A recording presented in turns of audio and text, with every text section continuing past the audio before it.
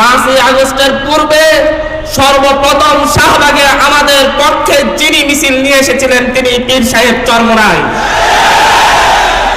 সেদিন প্রেস ক্লাবের সামনে থেকে যখন আমরা শাহবাগে অবস্থান করছিলাম, পুলিশের রক্তচক্ষু উপেক্ষা করে সেদিন প্রেস ক্লাবের সামনে থেকে চরমোনাই পীর সাহেব নায়েবে আমির ফয়জুল করিমের নেতৃত্বে একটি মিছিল এসে আমাদেরকে সাহস জুগিয়েছিল।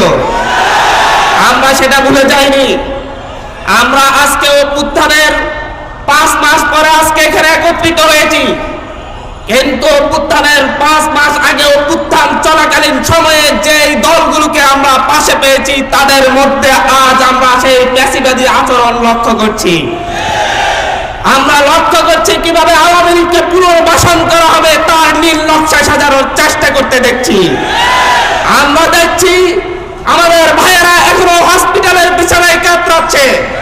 আমরা দেখছি আমাদের শহীদ পরিবারের বাবা ভাইয়েরা, শহীদের বাবা ভাইয়েরা এখনো চোখের পানি ফেলছে, কিন্তু বিভিন্ন দলের পক্ষ থেকে বলা হচ্ছে আওয়ামী লীগ রাজনৈতিক দল, তাদেরকে নিয়েই আগামীর বাংলাদেশে তারা রাজনীতি করবে।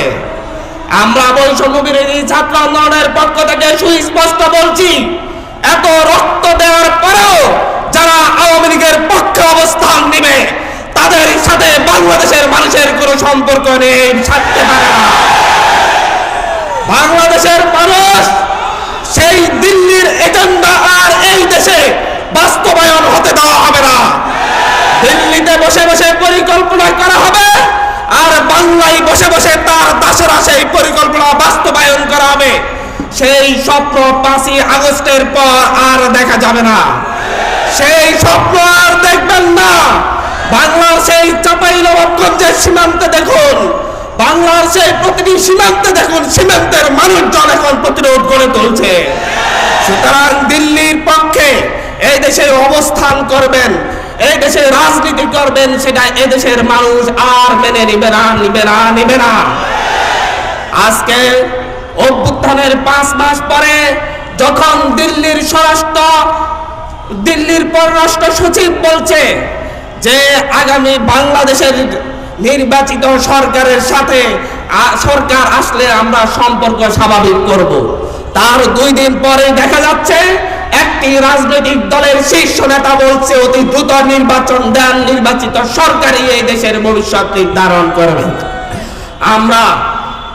আমরা দেখছি হঠাৎ করে এসে বলা হচ্ছে ডক্টর মোহাম্মদ ইউনূসের সরকারকে তাদের কাছে নিরপেক্ষ সরকার মনে হচ্ছে না।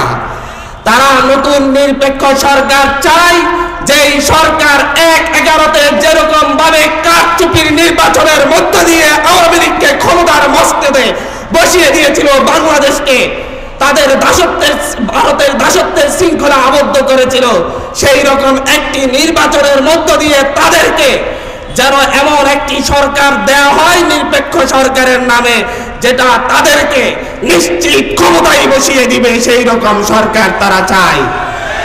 তাদের সেই কথার 2 দিন পরে আমরা দেখছি মোহাম্মদ আলী আরাফাত ফেসবুকে পোস্ট দিয়ে বলছে সেও একটি নিরপেক্ষ সরকার চাই, ডক্টর মোহাম্মদ ইউনূসের সরকার নিরপেক্ষ নয়। আমরা দেখছি আপনাদের ভাষার সাথে আওয়ামী লীগের ভাষা মিলে যাচ্ছে, আপনাদের লক্ষ্য উদ্দেশ্যের সাথে দিল্লির দালালদের লক্ষ্য উদ্দেশ্য মিলে যাচ্ছে।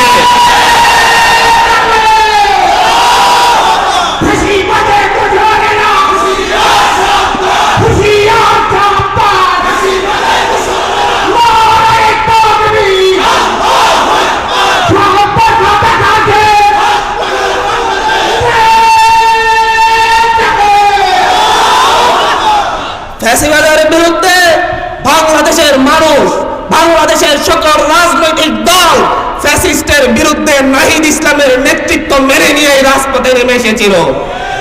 আপনাদের নেতৃত্ব যদি এদেশের মানুষ আপনাদের নেতৃত্বের উপর যদি ভরসা রাখতো, তাহলে সেই 28 অক্টোবর শেখ হাসিনা দেশ থেকে পালাতো। আপনারা সেদিন পল্টন ময়দানের সেই লক্ষ লক্ষ মানুষদেরকে টিয়ার গ্যাসের সামনে পেলে মঞ্চ থেকে পালিয়েছেন, এই দেশের মানুষ বলে যায়নি। কিন্তু নাহিদ ইসলামেরা, আসিফ মাহমুদরা এই দেশ থেকে পালায় নাই, তারা 3রা আগস্ট, 4ঠা আগস্ট, 5ই আগস্ট প্রতিটি দিন রাজপথে ছিল। তারা ডিবি অফিস থেকে এসে 1 ঘন্টার জন্য রেস্ট নেয় নাই, তারা তারপর দিন থেকে রাজপথে নেমেছিল। আজকে আপনারা নাহিদ ইসলাম, আসিফ মাহমুদের চাইতে নিজেদেরকে দেশপ্রেমিক মনে করছেন। এই দেশে, এই সমাজে আমরা গুন্ডা বাহিনী, হেলমেট বাহিনী হিসেবে থাকতে চাই না। ছাত্রদের মর্যাদা নিয়ে ছাত্ররা বাঁচতে চায়, ঠিক কিনা ভাইয়েরা আমার?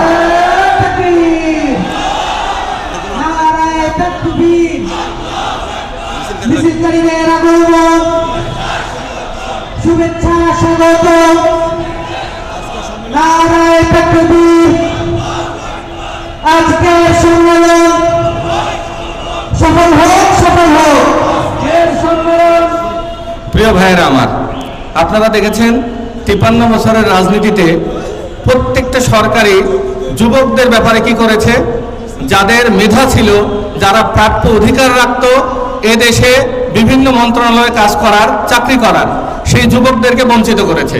এই বৈষম্যের কারণে যুবকরা কি হয়েছে, অনেক যুবককে দেখেছি আমরা ভ্যান চালিয়ে খায়, রিক্সা চালিয়ে খায়, চাঁদাবাজি করে খায়, অনেকে চুরি ডাকাতি লুণ্ঠন করে খায়। কেন?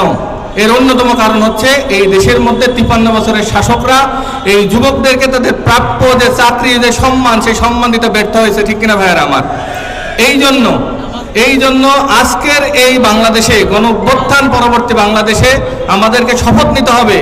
53 বছরের শাসক এদেশে পরীক্ষিত ছিল, তারা চোর তৈরি করেছে, তারা ডাকাত তৈরি করেছে, তারা চাঁদাবাজ তৈরি করেছে, তারা হেলমেট বাহিনী তৈরি করেছে, তারা রক্ষাটা বাহিনী তৈরি করেছে, আর তাদের হাতে আমরা ক্ষমতা দিতে চাই না, ঠিক কিনা ভাইয়েরা আমার?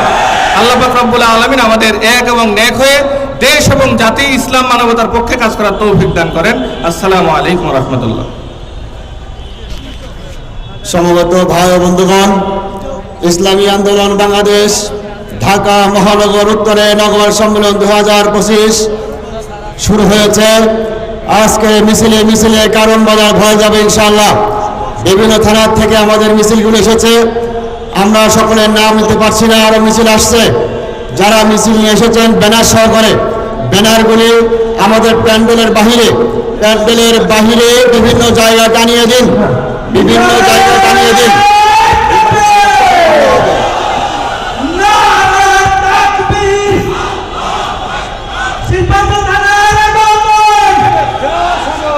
শুভেচ্ছা, স্বাগত, সম্মেলনের পক্ষ থেকে শুভেচ্ছা। ইতিমধ্যে ভাটরা থানা, বাড্ডা থানা, দক্ষিণ খান বিমানবন্দর, উত্তর খান, বিভিন্ন থানা থেকে এই মিছিল এসেছে। সকলকে আমরা স্বাগতম জানাই।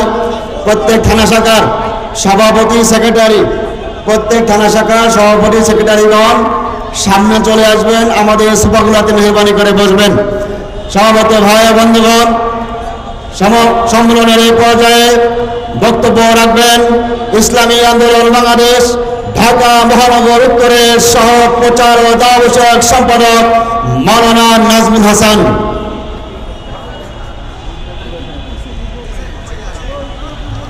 নাহমাদুহু ওয়া নুসাল্লি আলা রাসূলিহিল কারীম। ফাআউযু বিল্লাহি মিনাশ শাইতানির রাজীম। বিসমিল্লাহির